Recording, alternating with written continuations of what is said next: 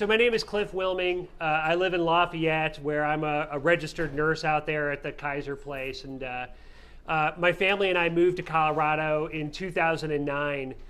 Really, we came from Chicago, where I had a background in political activism there, mainly around labor rights, rank and file, union issues, that sort of thing. Anybody remember Seattle in 1999 against the World Trade Organization? That was awesome. I was out there for that. I was one of the founding members of the Direct Action Network in Chicago. And so when we moved to Colorado, I had a degree of political activism behind me. But really, I was a brand new father. My daughter was 1 year old at that point. And as an RN in the ER in Chicago, we decided that we couldn't afford to live there, and we wanted to kind of come out to a place where we could be boring suburban type people. I told my wife that we would be leaving a lot of our political activism behind us in Chicago at that point. And I didn't know that I would be moving onto an oil shale. I often joke that our attempt at becoming boring suburbanites we failed miserably at. And we moved to Lafayette basically to raise my daughter, who was 1. We had my son, Charlie. He came along about a year later. And so when we came out to Lafayette, we got a nice little house out there. We did what everybody does when they come to Colorado, which is you try to set up a nice little life for yourself and go snowboarding and entertain yourself and be the best dad that you can be and that sort of thing. It was about 2012 that I realized that in the neighboring town of Erie, there was a big protest of a bunch of mothers there. And I did not realize what was taking place, but apparently what they were protesting was a massive oil and gas well that Encana Energy was developing right next to Red Hawk Elementary School. And I remember this because it was June 2nd, 2012, where I read this in the Hometown Weekly, which is our kind of little small town paper out there on the eastern part of the county. And at the time I said, well, for one, what's fracking? Because I did not know what fracking was 5 years ago. And for 2, how the hell are we going to stop the oil and gas industry? Because Lafayette, where we live, is right next to Erie. And so that really started my journey down a very major rabbit hole that would eventually introduce myself and a lot of folks to Thomas Lindsay. We began these campaigns not only in Lafayette, but ultimately in Boulder County right around that time. So I want to, in about maybe 15 minutes or so, I kind of want to go over some very important components that brings us all here today. For one, where has that fight come from? Well, the last 5 years, what the hell has happened that right now, even in the last week, the Boulder County Commissioners right across the street from us are now starting to move with seriousness about permitting what could become, by their land use department's estimates, up to 1,800 wells in Boulder County. And I want to introduce the major barriers and hurdles that we encountered on the way. How many people here have ever seen The Matrix? All right, we're going to do the best we can today to shove the red pill onto you. All right. So we will tell you, our successes and our failures and what we did not foresee and what we got blindsided by and what we are currently struggling as hard as we can against. I want to talk a little bit about the Lafayette Climate Bill of Rights and Protections that is in a state of flux out there on the eastern part of the county, and then a little bit about where we go from here. And then I'll allow Thomas to follow me up, who will take a broader perspective on all this, because believe it or not, all of our experiences in Lafayette and Boulder County are pretty common to communities across the country. The only changes is that we're not in immediate communication with each other. So back then in 2012, we were all quite naive. Even coming from a political background, I was not aware of the degree by which the system is so completely fixed. And what I mean by that is that, when we responded in Lafayette to this idea of oil and gas development, we did so according to a script that was written by the oil and gas industry and the various politicians that either apologize for it or are completely in favor of oil and gas drilling. And our response was something like this: this is horrible. Why the hell would we want Lafayette to be turned into an oil and gas field? we're going to go to the city council because there's no way they would allow this to take place, right? So we did that with a degree of sincerity. And when we got to the city council, we were told what we were all told all over the country. I'm sorry, this is a state issue. Our hands are tied. We don't like fracking either. It's very concerning to all of us. Go to your state representative, and in the meantime, we'll enact the best regulations possible to make this industry safe for the good people of Lafayette, right? That to me created a bit of an existential crisis within myself because I was not aware that we were totally disenfranchised on the issue of our environment. The environment, it might not be news today, but back in 2012, we did not realize that the environment was a property issue and not a morality issue. We did not realize that the courts were not ruling on the basis of morality. They were ruling on the basis of a set of rules, the bylaws of capitalism, really. And they rule predictably. And we think that we influence them by making a moral appeal to them. And they're very comfortable with that because it produces a regular failed outcome, which the oil and gas industry is very comfortable with. So back there in Lafayette in 2012, we started with a very small group of people. A few of them are here today. And we said, well, we don't want oil and gas drilling in Lafayette because we don't want to negotiate the parts per billion of benzene that our kids are breathing. That sounds insane, and it's kind of a non-starter. So there was a person in our group that said, well, if you're going to fight the oil and gas industry, you need to get in touch with the Community Environmental Legal Defense Fund, which is what we did.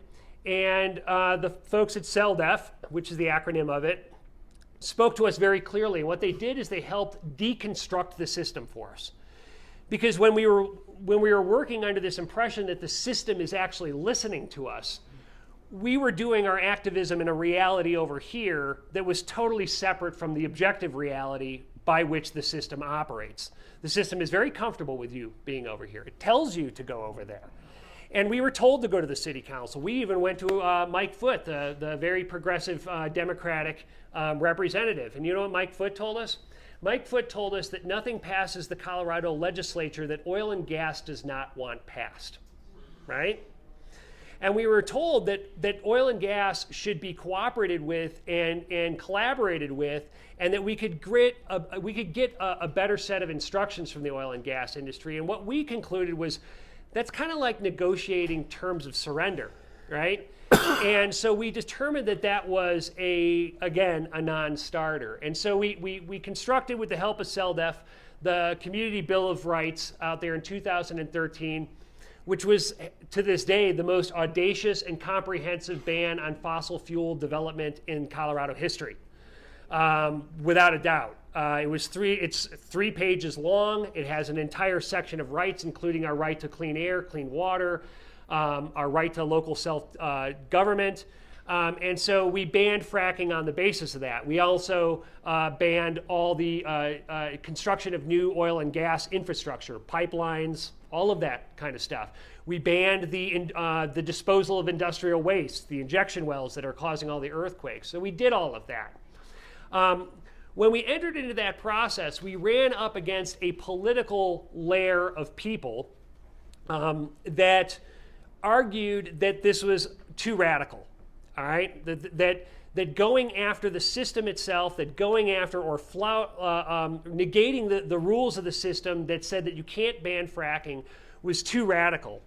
They also said that, like, creating rights for the environment that were independent of it being property was too radical, right? And what we were instructed is that we were to work with the system. But by what we figured out what that meant is that we needed to lower our expectations for the oil and gas industry, and we needed to lower our expectations for what could be achieved in 21st century America, and compromise, right? And we understood that compromise was based on the threat of physical assault on our own lives and kids, right? We didn't even get into the climate at that point. So, like, when we talk about regulations today and you hear about setbacks, Mike Foote's a big champion of the setbacks now. and you're negotiating with the oil and gas industry the terms by which you are drilled, we did not get into the argument about the best case scenario being that all of the carbon gets pulled out of the strata of the earth and deposited in the atmosphere. The consequences of that we didn't even really bother with. The climate is what I'm talking about, and climate change. So that's the way we were gone after. And it really wasn't the oil and gas industry that created the first major obstacle to victory. It was the kind of progressive layer of the Democratic Party that did that for us. And what they said is that, although, we're all on the same page, you hear that over and over again, what we need to do is go about this in an incremental way, and you're asking too much, and you're being too stubborn about this stuff. And our perspective is if we can't be stubborn about defending our own lives, probably the rest of the stuff isn't worth being stubborn about anyway. So we went ahead with the Community Bill of Rights, and we campaigned for it in Lafayette. And true to form, the progressive Lafayette City Council, 3 weeks before the vote in 2013, took up a measure that broadly condemned the entire amendment, and that condemnation of the Community Bill of Rights passed the Lafayette City Council unanimously. So when people talk about, oh, well, it's Boulder County, they're different there, they would never allow that stuff. The practical reality is, yes, absolutely. And there's a lot of political ties between political ambition and your loyalty to the oil and gas industry out here in Boulder County. So while it's nice and we always talk about solar panels and 100% renewable, the solar panels don't really achieve the intended effect alongside of 1,800 oil and gas wells. At least scientifically they don't. Politically they achieve the right effect, which is to ease your mind about the whole thing. So 3 weeks after the Lafayette City Council condemned the Community Bill of Rights, it passed by a vote of 60% of the Lafayette population, right? Which clearly showed to us that the politicians were somewhat out of touch with the demands of the constituents, right? So they'd become, in essence, a bureaucracy, right? They were saying all the nice things that we're all against fracking, but what they were in essence trying to do was suppress the demand that was coming from below, that we had a right to an environment that was sustainable and clean, right? That pattern has not changed over the course of the last 5 years. There was a compounding problem back then too, because the Boulder County, how many people here know that Boulder County has fracked oil and gas wells currently in it? Yeah. Does anybody know when the last time they fracked in Boulder County? What year? It was 2012. 2012, Encana drilled 8 wells in Boulder County open space, right up by Long Beach, right? It was about 3 weeks after Encana lost one of their workers to an explosion.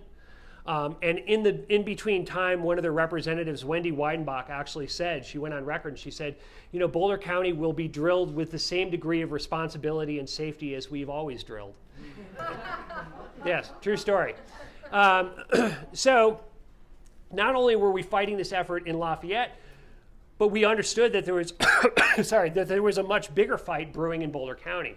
Because even if in Lafayette, if we were able to stop drilling in this small town, if we were absolutely ringed with an entire oil field of 1,800 wells, air moves. That's the problem.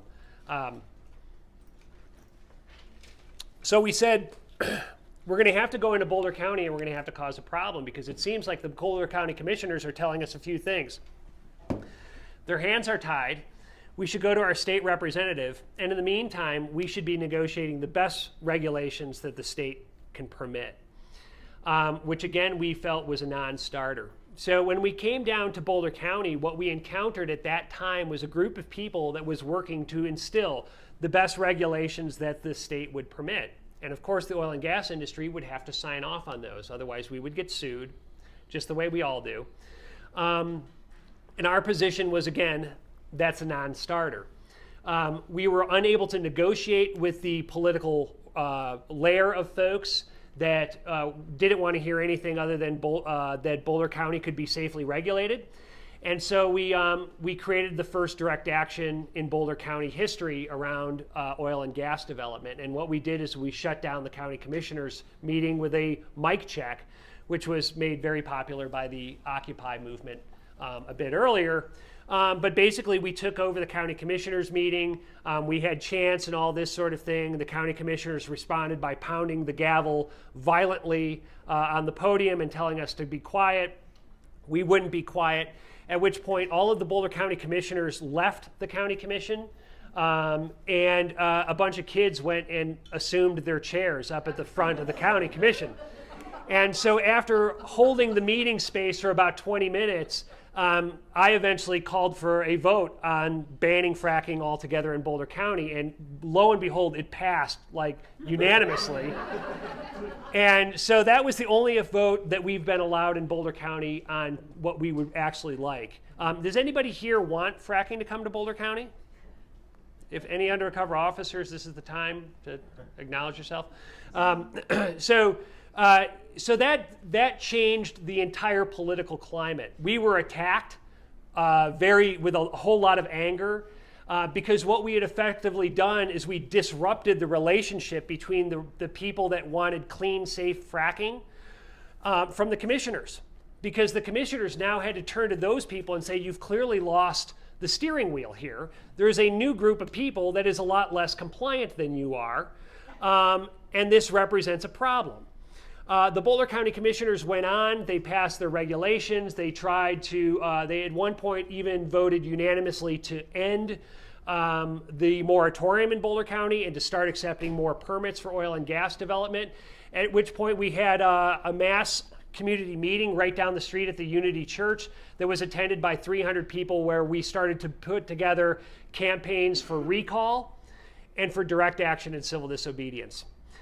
3 weeks later, the Boulder County commissioners reconvened and took a vote to reinstate the moratorium, and that passed unanimously within 3 weeks period of time. They were very gracious about it. They told us that their actions and their vote had absolutely nothing to do with our opinion or our behavior at all, which I thought was telling in itself. But that was it. At that point, we kept elevating the political pressure on the commissioners, and we started to become more emboldened, to be quite direct. We certainly didn't get any more sleep in the last 2 years than we have. Fighting a two-front war in Lafayette and Boulder County has been exhausting to a lot of us. What we have achieved is that we've stopped fracking in Boulder County for 4.5, almost 5 years now, right?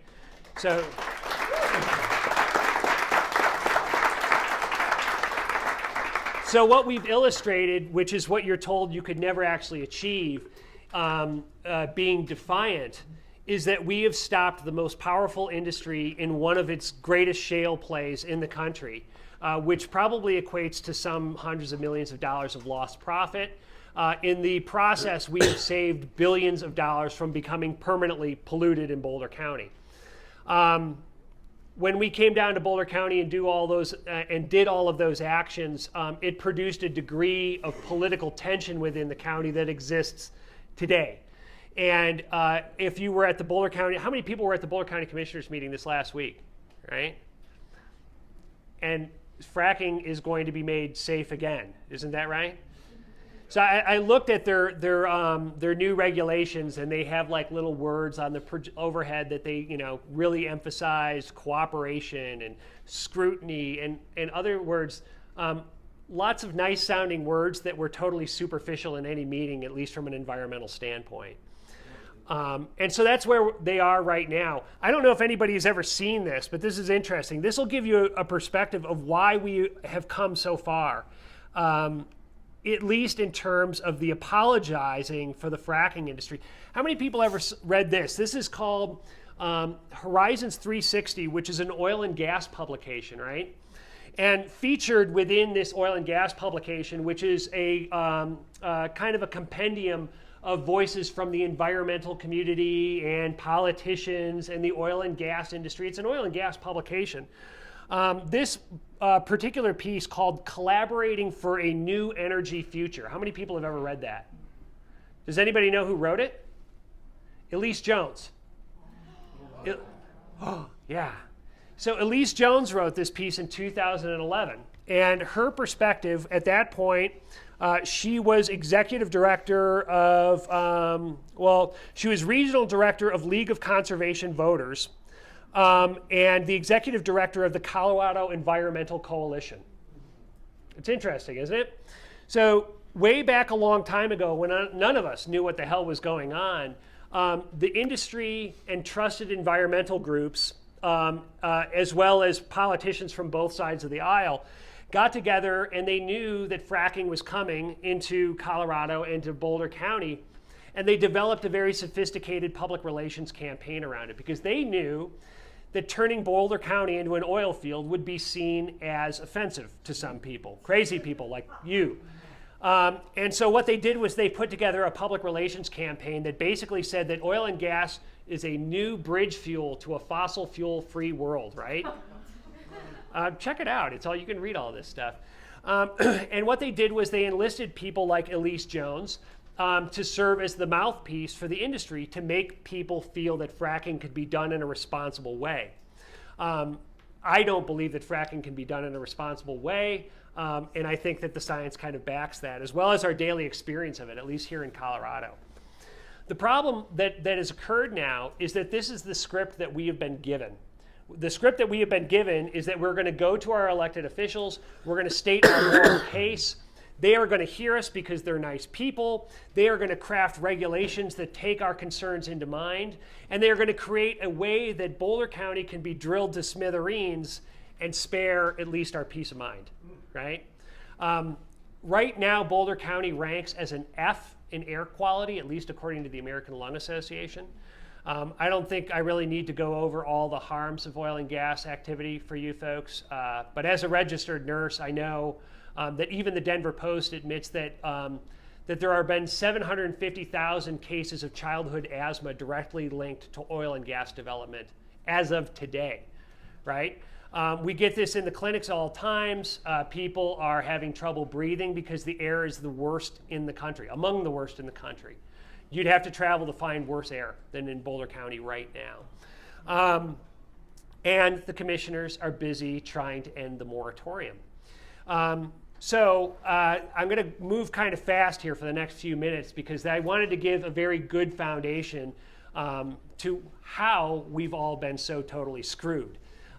Because it's very hard to make plans and to strategize if you don't know the topography of the environment that you're actually doing this work in.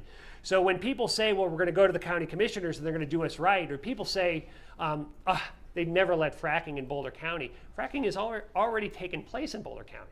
It's already a fact of life here. You'd have to come out to the eastern part of the county in order to see it. But they're stuck on this script. And our job is to destroy this script. It's not because we're necessarily in favor of chaos. It's not because we're too radical. Most of the people that are working on these issues are mothers, fathers, nurses, teachers, real basic folks that just want to lead a good life and safely. In Lafayette recently, we introduced something called the Climate Bill of Rights and Protections. Is anybody familiar with it here? Has anybody not heard of the Climate Bill of Rights and Protections? Okay, good. So the Climate Bill of Rights and Protections was introduced in Lafayette in January of this year. It follows a similar strategy as the the Community Bill of Rights in that it bans oil and gas drilling in Lafayette as an infringement upon our right to a healthy climate. Again, if you don't have a healthy climate, the rest of your rights become kind of secondary at that point. If there's extinction on the planet taking place, your property rights probably take second base at that point. The interesting thing about the Climate Bill of Rights and Protections is that it was written by a group of people in Lafayette that knew that we could not rely upon the city or the courts or the government to protect us. And we knew that we were going to have to stop appealing to the best or to the goodwill of those institutions to protect the environment in Lafayette, and that we're going to have to start protecting it directly through the use of nonviolent direct action ourselves. This obviously sent up a shudder wave through the community and through the entire state, because in essence what the Climate Bill of Rights and Protections sought to do was legalize direct action. There's only been a couple communities across the country that have ever achieved this or even sought out to do something like this. One of them was Grant Township, Pennsylvania, which is facing injection wells from the oil and gas industry, and they legalized direct action to protect their right to a clean environment. The Lafayette City Council vacillated wildly on the Climate Bill of Rights and Protections.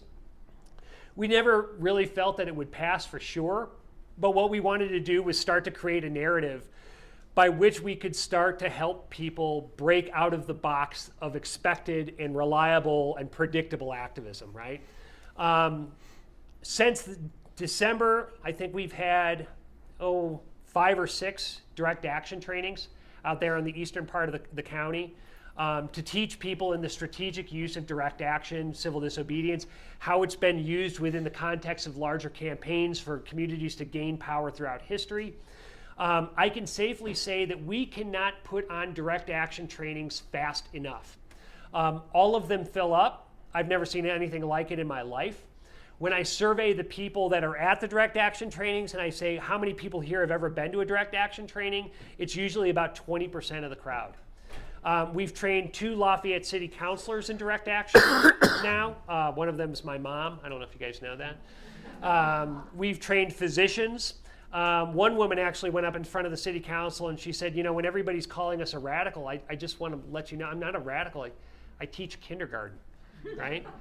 So these are the types of people that are training in direct action to protect the environment here in Colorado, or in Lafayette and in Boulder County now. We believe that the county commissioners are determined to bring fracking in. We are determined to keep fracking out. And that is the conflict that we arrive at here today on this really nice Saturday afternoon. I'm sure we'd all have nicer things to do. But looking forward, this is the way things are likely to play out. The Lafayette City Council achieved a total gutting of the Climate Bill of Rights and Protections. They took the direct action piece out. In other words, they reserved the right to prosecute and arrest anybody that was interfering with oil and gas development in Lafayette. So when you say that you're against fracking, but you want to maintain the police's ability to crack some heads on behalf of the Colorado Oil and Gas Association, we consider that a disconnect. It doesn't really matter because we've told the city council that we're enforcing the principles of that ordinance regardless of whether it passes or not.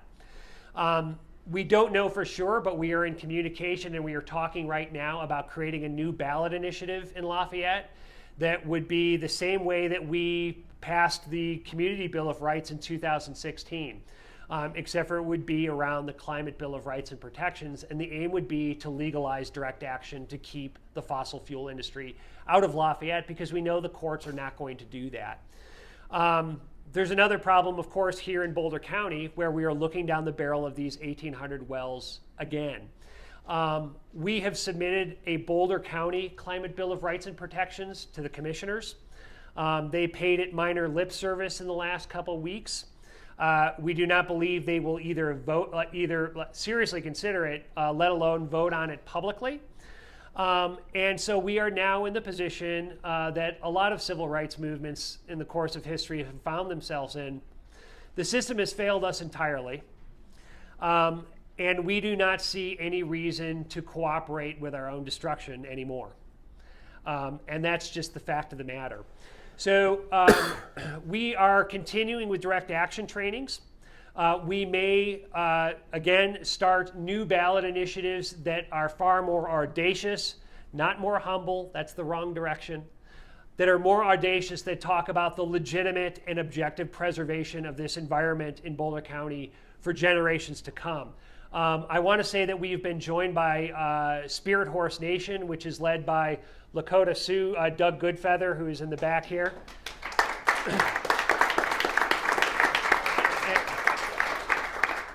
And so we feel that although the parallels, there are some parallels there and there's some parallels that are not there, we want to declare a state of standing rock here in Boulder County. We mean this. We are ready to go to jail over this. We're ready to get arrested for this. Some people are ready to go to jail long term for this, and some people, even Gustavo Reyna of the Lafayette City Council, said that he was ready to take a bullet before he allows fracking to get into Lafayette. We'll see. Hopefully it won't come to that. So that's kind of where we're here in Boulder County. I want to thank you all for coming. I want to turn it over to Thomas Lindsay. I think the task is quite clear. And we want to let you know, and we'll re-emphasize this, that we are having an all-day direct action training here on the 26th. We expect the commissioners to pass the regulations by which fracking will begin as soon as next week. So thank you very much. And let's go from there.